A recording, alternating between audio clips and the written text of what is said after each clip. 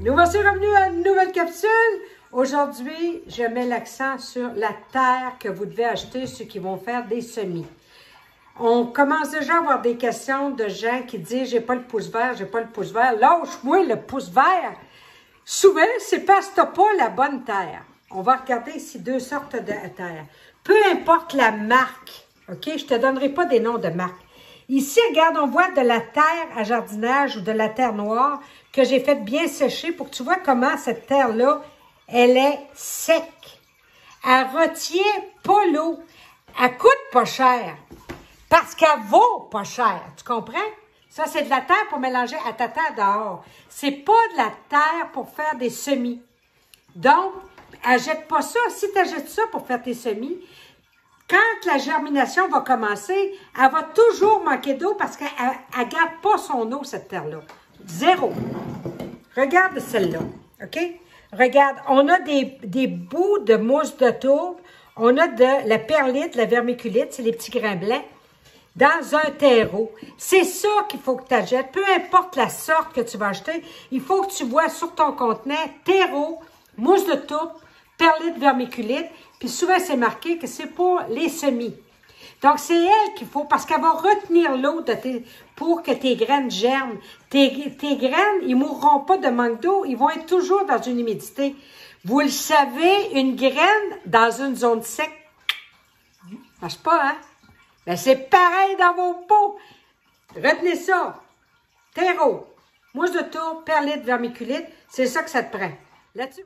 Mes graines ne lèvent pas. Qu'est-ce qui se passe? Écoute bien, c'est pas compliqué les graines. C'est la même chose que la graine que tu as à la maison. Hein? Si c'est trop sec, le terreau, ça lève pas. Hein? Ça lève pas. Quand c'est sec, ça marche pas, hein? C'est pareil. Si ta graine est trop vieille, hein? Ça te rappelle-tu quelque chose, ça? En tout cas, moi, oui. Hein? Ça lève pas des graines trop vieilles, hein? Des graines de 3, 4, 5 ans, vous diminuez tout le temps votre taux de germination, puis à un moment donné, ça lève plus partout. Une autre chose, si c'est trop froid où tu as mis tes graines, tu sais, ceux qui partent ça sur le bord du châssis, la nuit, c'est beaucoup plus froid. Faut que vous tassiez vos plants de là, parce que vos plateaux, ils vivent des moments de chaud, de froid, de chaud, de froid. Ça aime pas ça, la germination. La germination, pour qu'une graine lève, entre 20 et 22 degrés, c'est parfait. Hein? Ça, c'est comme quand on va se baigner, hein? Si ton homme, il saute à l'eau frette, toi, dans une rivière, hein? C'est pareil! Ça n'aime pas ça. Donc, trop froid, trop sec ou trop vieille. Aujourd'hui, on va parler du repiquage. On est rendu là, hein? Beaucoup sont dans le repiquage. Quand on repique, je me fais poser la question, Marc, quand est-ce qu'on repique bon temps? C'est pas compliqué. Regarde bien. Ici, on a des piments. Approche-toi, Minou.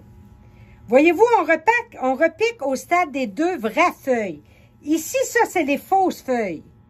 Voyez-vous, ça, c'est les vraies feuilles du piment qui arrivent. C'est à ce stade-là qu'on repique les plantes. 2 vraies feuilles, OK? Comment qu'on fait ça? C'est bien niaiseux, ça. Hein? On prend un petit bâton, une fourchette, n'importe quoi, pourvu que ça rentre à quelque part. On va venir rentrer ici en bas, puis on va zigner doucement jusqu'à ce qu'on sente que la plante, elle vient. Zigne jusqu'à ce que ça vienne. T'es habitué à ça? OK, on y va. Quand la plante est comme ça, on prend notre pot avec la terre. On va faire un petit trou comme ça, regardez.